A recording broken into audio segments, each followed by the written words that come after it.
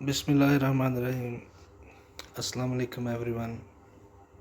In this lecture, in this video, we will discuss Merchant of Venice as an anti-Semitic play or based on anti-Semitism. Anti-Semitism means against the Jews. That any person or any community is, if it is against the Jews, the proper word would be used for anti-Semitism. So we will discuss in Merchant of Venus as an anti-Semitic play or based on anti-Semitism. So while discussing it that it is against the Jews, we have only one character, Shylock, in the play who represents the Jew community and the condition of the Jew community in England about 400-500 years ago. So this play was published in 1596, Merchant of Venus. Now, whatever we will discuss in this video, we will discuss the past history and up to the 1596 and some examples from before the start of Second World War by Hitler. So in this play, Shylock is shown as a traditional Jew. Traditional, any person who is a traditional, we can say the one who stick to the old ideas, ancient ideas. We call it a traditional person who is actually not flexible, who cannot change his thoughts. So he was a traditional Jew, represents the Jew community, that whatever the activities were performed by the Jews, he is performing all.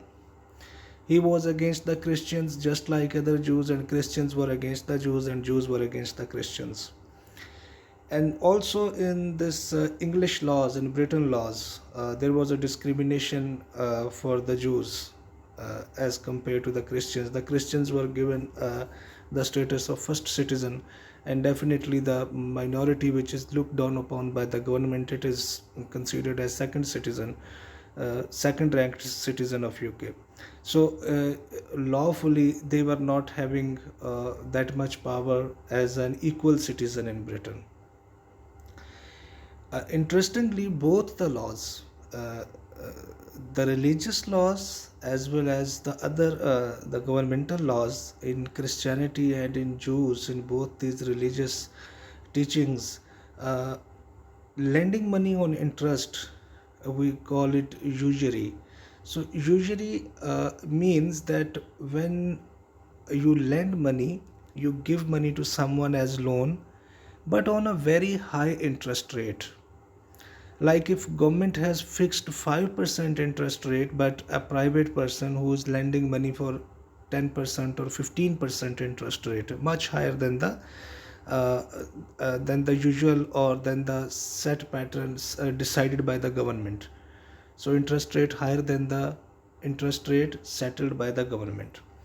So it is completely forbidden. It is not allowed in both these religions. But as we read the play, we come across that this play revolves around actually lending money on interest. The climax of the play and the story revolves around only one thing, that is the interest. And in this, the contract between Shylock and Antonio, the agreement, the 1 pound of flesh, as Shylock says that he will take 1 pound of flesh if he fails to repay the money within the given time, according to the agreement, within 3 months. He will take 1 pound of flesh. That 1 pound of flesh is again an interest that he has imposed. So interest can be an object, it can be in return of money. So it all depends upon the both the parties, the one who is lending the money and the one who is taking the money. So 1 pound of flesh was, you can say, a much higher interest rate if you compare it, because it can take someone's life. So a much higher interest rate that was written in the agreement. So both the laws, so you can say the laws followed by Antonio and the laws followed by Shylock, both those laws never approved usury or lending money on interest. uh, as I told you that Jewish laws they forbid usury, and it did not do so between Jews and the Christians. But the problem is that the Jews they say that they cannot lend money on interest to another Jew. That one person who is a Jew from Jew community, he cannot give money on interest to another Jew, but he can give money on interest to other religions. Like he can give money to Christians. But in Christianity, giving money on interest in either way, it is not allowed. Religiously it is not allowed in Christianity, but Jews they take advantage that they cannot give money on loan to their community fellows, but they can lend money to others.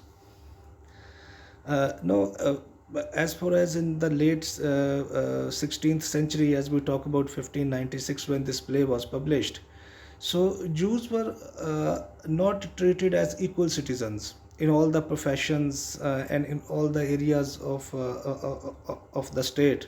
They were not given equal chances to prove their abilities.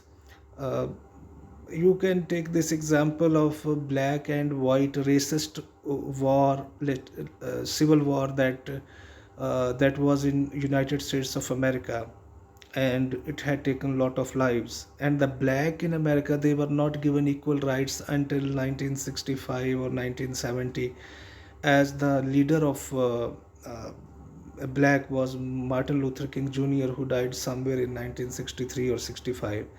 So he kept fighting for the rights of the black. So equal rights were not given to the Jews as equal rights were not given to the black in United States and other European states.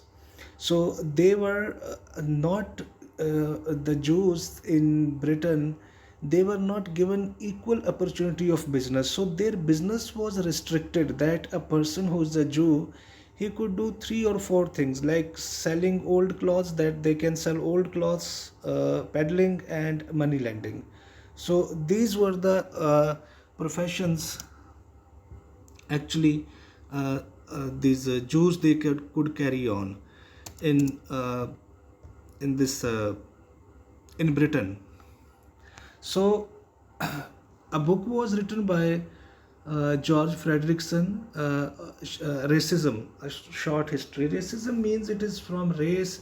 The you can say race means racism, that one race is Christian race, one is Jew race. As we have different castes, so you can say a race of one human being, a race of one species.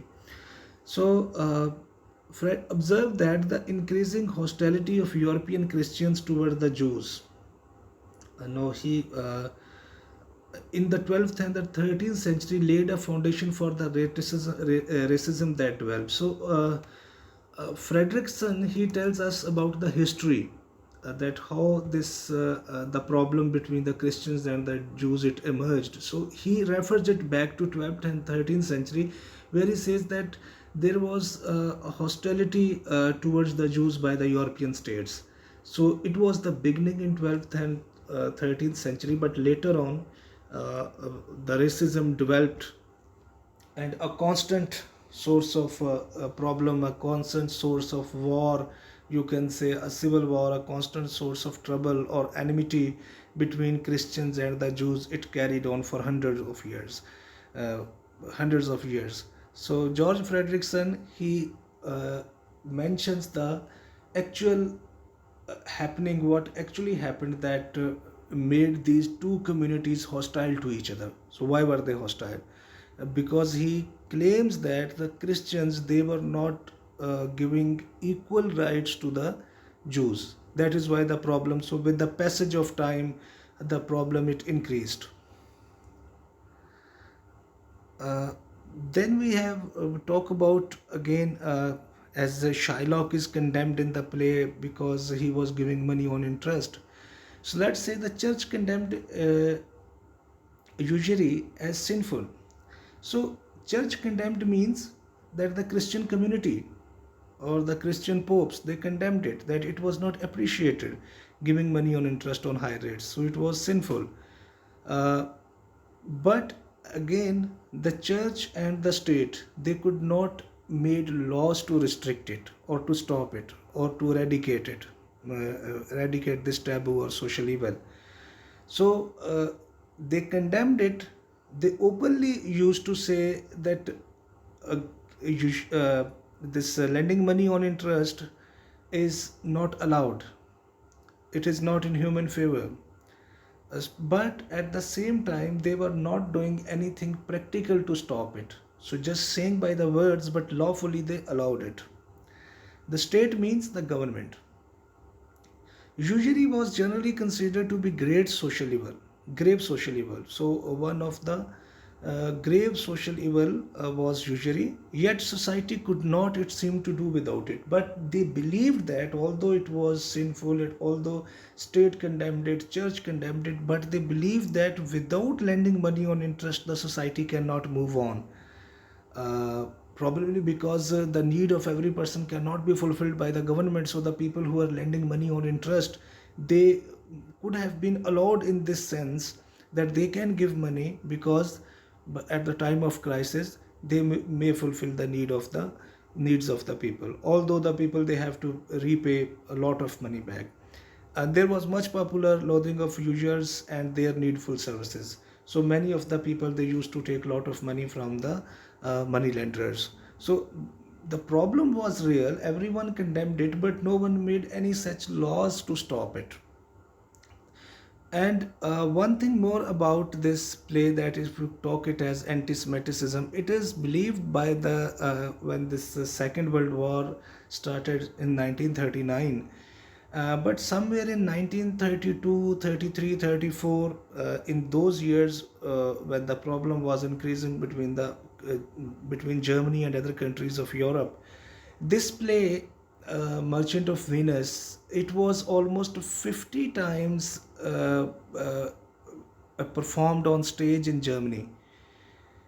Why? Because they enjoyed it, because Hitler, the leader of Germany, he was against the Jews. And they believed that this play is actually an insult to the Jews, because Shylock was insulted throughout the play. First, uh, his daughter ran away, then his at the end even he lost his property and he had to convert his religion also. So the play was considered as an insult to the Jews. So Hitler was against the Jews. That is why the play was performed again and again, just to just to show insult of the Jews to the people of Germany.